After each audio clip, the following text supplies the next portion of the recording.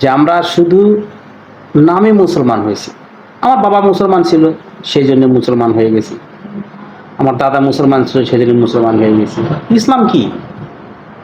ইসলাম ৫ ওয়াক্ত নামাজ পড়বো শুক্রবারে, শুধুমাত্র ওয়াজিব নামাজটা পড়বো, পড়ে বের হয়ে চলে আসবো। মসজিদের ভিতরে জায়গা পাই নাই, কারণ আমি তো সেই মুসল্লি নয়। আমি মসজিদের বাইরে জায়গা পাইছি। মসজিদের ভিতরে হলে এসি হতো, ঠান্ডা বাতাস হতো, কিছুক্ষণ বসে থাকতাম। তারপরেও তো আমি ওই নামাজ কালাম পড়িই না, আমার মন তো পবিত্র নয়। শয়তান আমাকে সবসময় গুতা মারতেছে যে বের হয়ে যা, বহুত ইবাদত করছিস, আর ইবাদত করার প্রয়োজন নাই। আমি তাড়াতাড়ি করে বাসায় চলে আসলাম, এসে আমি বাদ বাকি যে কাজগুলো সে কাজগুলো করলাম। আমি মুসলমান, আমি এই পর্যন্তই, আমি শেষ। আর বাদ বাকি আমরা কখনো চিন্তা ভাবনা করে ইসলাম জিনিসটা কি, এটা আমরা কিছু কিছু মুসলমান জানার চেষ্টাই করি না, যে আসলে ইসলামটা কি, ইসলামটাকে কিভাবে উপভোগ করব, কিভাবে উপভোগ করলে দুনিয়াতেও শান্তি এবং আখিরাতেও শান্তি আসবে, এই জিনিসগুলো আমরা বুঝতে পারি না। তাই আপনাদেরকে অনুগ্রহ করে বলি, আসুন আমরা ইসলামটাকে সঠিকভাবে জানি। হুজুরের কাছে, মাদ্রাসাতে, মসজিদে বসার সুযোগ যদি না পাই, আমরা মোবাইলে, অনলাইনে, ইউটিউবেতে, ফেসবুকে মোবাইল নিয়ে নাড়াচাড়া করতে বহুত সময় আমাদের নষ্ট হয়ে যায়। আমরা অন্তত দিনে 10 মিনিট একটা ধর্মীয় বই পড়ি।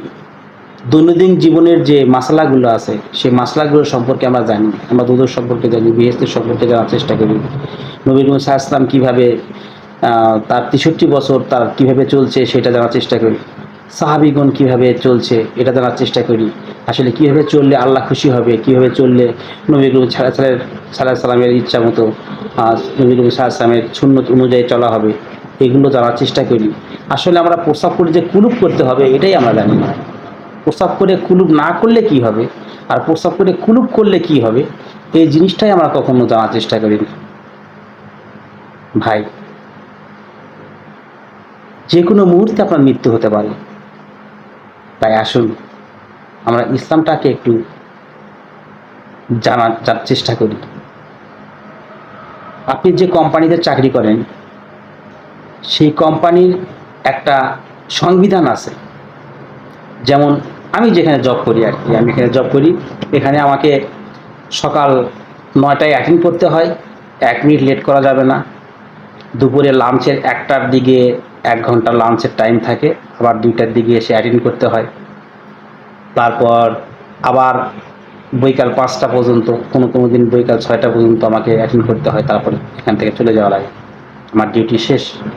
তারপরে আরও অনেক নিয়ম কানুন আছে, যেমন মাসিক বেতন, বোনাস টোনাস, এগুলো সিস্টেম আছে। এটা সাংবিধানিক একটা ফ্যাক্টরির নিয়ম, একটা কোম্পানির নিয়ম হচ্ছে এরকম।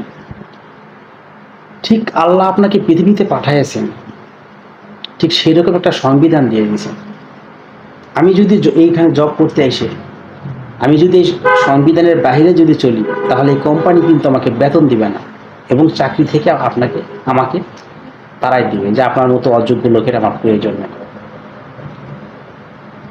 সেরকম মহান আল্লাহ সুবহানাহু ওয়া তাআলা আমাদেরকে পৃথিবীতে পাঠিয়েছে, যুগে যুগে নবী ও রাসূল প্রেরণ করেছে, যেন তার বান্দাদের কাছে সঠিক যে সংবিধান সেটা যেন পৌঁছিতে পারে। বহুত বই পুস্তক রয়েছে যেগুলো নবী করিম সাল্লাল্লাহু আলাইহি ওয়াসাল্লাম আরও আগের যে নবী ছিল সেই নবীগুলোর উপরে আসছে, সেগুলো নিয়ে। এখন তো নবী করিম সাল্লাল্লাহু আলাইহি ওয়াসাল্লাম বেঁচে নাই, তাহলে আমরা ধর্মগুলো জানবো কোথা থেকে? সেগুলো বইয়ের মাধ্যমে, কিতাবের মাধ্যমে আমরা জানতে পারি। এগুলো জেনে যদি আমরা আল্লাহর এই দুনিয়াতে না চলি, তাহলে আল্লাহ যদি হাসরের ময়দানে বলে, যখন আমরা আর কি বেতনটা নিব, হাসরের ময়দানে যখন আমরা স্যালারিটা নিতে যাব, তখন আল্লাহ যদি বলে, তুমি আমার ফ্যাক্টরিতে দুনিয়াতে 60 বছর 50 বছর তোমাকে চাকরির জন্য রাখছিলাম, সেখানে তুমি আমার জন্য কি করছো? বলছে, আল্লাহ আমার কাছে তো সম্পূর্ণ সংবিধানই পৌঁছেনি, তুমি জানার চেষ্টা করোনি কেন? আমরা কিন্তু ওই সময় গিয়ে কোনো বেতন পাবো না, বিনিময়ে আমাদের এতদিনের পরিশ্রম সব ধুলায় মিশে যাবে। তখন যদি আল্লাহকে বলি যে আল্লাহ আর একবার আমাদেরকে দুনিয়াতে পাঠিয়ে দাও, আমি ওখানে গিয়ে তোমার জব করব, জব করে এসে আবার আমি তোমার কাছ থেকে বেতনটা নিব। তখন সুযোগ তো একটাই, আর তো কখনো সুযোগ আসবে না।